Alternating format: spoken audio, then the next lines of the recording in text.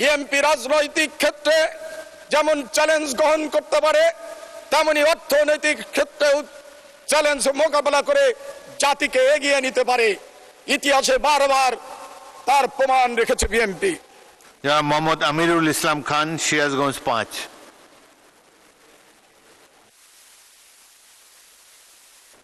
আপনার সময় 6 মিনিট।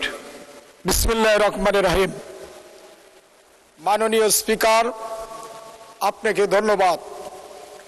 সেই সাথে আমরা এই মহান সংসদের সংসদ সদস্য গর্ববোধ করি যে আপনার মতো রণাঙ্গনের একজন মুক্তিযোদ্ধাকে আমরা মাননীয় স্পিকার হিসাবে পেয়েছি। এর জন্য জাতি গর্বিত, আমরাও গর্বিত। এই জন্য আপনাকে আবারও ধন্যবাদ। মাননীয় স্পিকার, দিল্লি নয়, পিন্ডি নয়, নয় অন্য কোনো দেশ, সবার উপর বাংলাদেশ।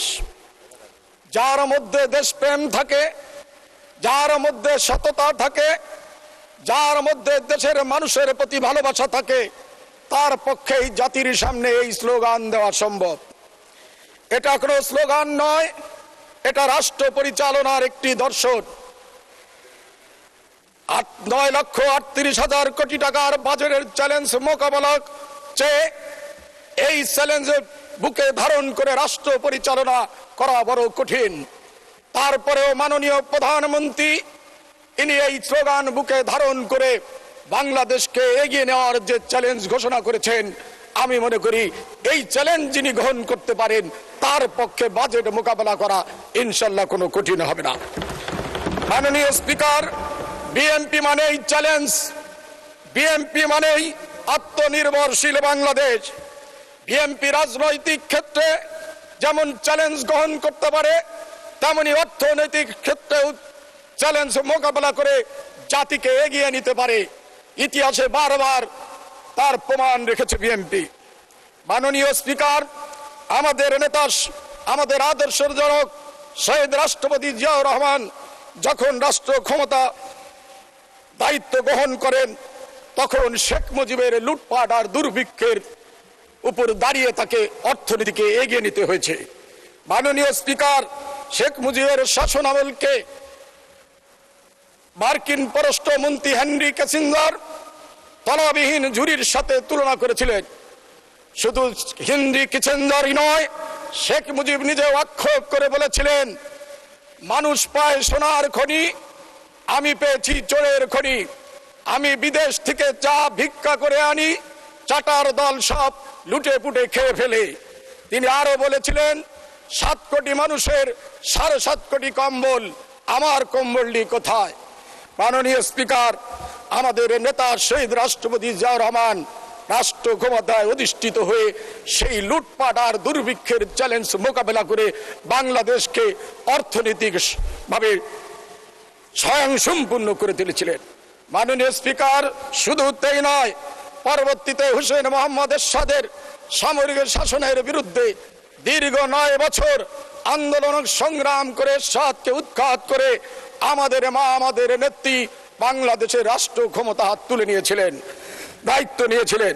মাননীয় স্পিকার, এরশাদের লুটপাটের সময় 1990 সালে এরশাদ যে সর্বশেষ বাজেট দিয়েছিলেন, সেই বাজেট ছিল 87 পর নির্ভরশীল এবং ডোনেশনের বাজেট। বেগম খালেদা জিয়া রাষ্ট্র ক্ষমতায় অধিষ্ঠিত হয়ে সেই প্রথমেই সেই বাজেটকে 50 আত্মনির্ভরশীল বাজেট তিনি ঘোষণা করেছিলেন। মাননীয় স্পিকার, 1996 সালে শেখ হাসিনা রাষ্ট্র ক্ষমতায় এসে আবার লুটপাট শুরু করে এবং শেয়ার মার্কেট থেকে 96,000 কোটি টাকা লুটপাট করে বাংলাদেশের অর্থনীতির মেরুদণ্ড ভেঙে দিয়েছিলেন। কিন্তু 2001 সালে দেশনেত্রী বেগম খালেদা জিয়া আবার রাষ্ট্র ক্ষমতায় এসে বাংলাদেশের অর্থনীতির চাকাকে সচল করেছিলেন। সেই দিন বেগম খালেদা জিয়ার অর্থনীতির সফলতায় কে বিশ্ব অর্থনীতিবিদ এবং বিশ্লেষকরা এবং বিশ্বের বিভিন্ন সংস্থা বেগম খালেদা জিয়ার অর্থনৈতিক সফলতাকে দক্ষিণ এশিয়ার ইমার্জিং টাইগার হিসেবে তুলনা করেছিলেন। তেমনি ভাবে আজ আমাদের নেতা জনাব তারেক রহমান এবং তার সুযোগ্য অর্থমন্ত্রী আমির খোরশেদ মাহমুদ চৌধুরী যে প্রেক্ষাপটে জাতির সামনে এই বাজেট উপস্থাপন করেছেন, আমি মনে করি এই বাজেট চ্যালেঞ্জের বাজেট। তারপরেও যে চ্যালেঞ্জ ওনারা ঘোষণা করেছেন, আমরা মনে করি বিএনপি এবং এই সরকার অবশ্যই এই চ্যালেঞ্জ মোকাবেলা করে সফলতা আনবেই। মাননীয় স্পিকার, ফ্যাসিস্ট শেখ হাসিনা পালিয়ে যাওয়ার পূর্বে অর্থনীতির যে করুণ চিত্র রেখে গেছেন, তার সামান্য চিত্র আমি জাতির সামনে তুলে ধরতে চাই। 500 টাকার বালিশ যখন 80,000 টাকায় ক্রয় করা হয়েছে, 30,000 কোটি টাকায় 2400 মেগাওয়াট বিদ্যুতের পারমাণবিক বিদ্যুৎ নির্মাণ করা সম্ভব। সেই 30,000 কোটি টাকার প্রকল্প 1,00,000 কোটি টাকা গ্রহণ করে লক্ষ লক্ষ হাজার হাজার কোটি টাকা কমিশন বাণিজ্য করে বিদেশে পাচার করে কানাডায় বেগম পাড়া তৈরি করেছে।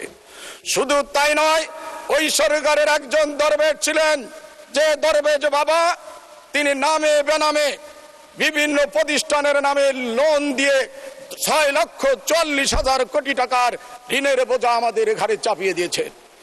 মাননীয় তৎকালীন ফ্যাসিস্ট প্রধানমন্ত্রী তার বাবাকে স্মরণীয় করার রাখার জন্য অপ্রয়োজনীয় কর্ণফুলী টানেল প্রতিস্থাপন করে জাতির ঘাড়ে ঋণের বোঝা চাপিয়ে দিয়ে গেছেন। শুধু ধন্যবাদ মাননীয় সদস্য।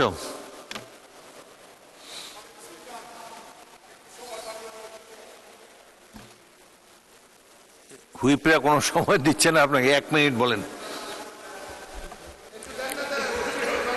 আচ্ছা, 1 মিনিট। মাননীয় স্পিকার, যা হোক, এলাকার কথা নাই বললাম, আমি সর্বশেষ বলতে চাই, জীবন মানে এই স্বপ্ন। যে জীবনের স্বপ্ন নেই, সেই জীবনের সফলতা নাই। স্বপ্ন মানুষকে সফলতার ধার প্রান্তে পৌঁছে দেয়। আমাদের নেতা, আমাদের অভিভাবক জনাব তারেক রহমান 17 বছর নির্বাসিত থেকে বাংলাদেশে এসে তার অযোগ্য অর্থমন্ত্রীকে নিয়ে যে বাজেট জাতির সামনে উপস্থাপন করেছেন, এই বাজেটের মধ্যে মানুষের মুক্তির যে পথ রয়েছে, জাতিকে শিক্ষিত করে তোলার পথ রয়েছে এবং বাংলাদেশকে আধুনিক বিশ্বে একটি আত্মনির্ভরশীল জাতি হিসাবে প্রতিষ্ঠা করার স্বপ্ন রয়েছে। আমি মনে করি এই স্বপ্নের মধ্যে দিয়েই তারেক রহমান বাংলা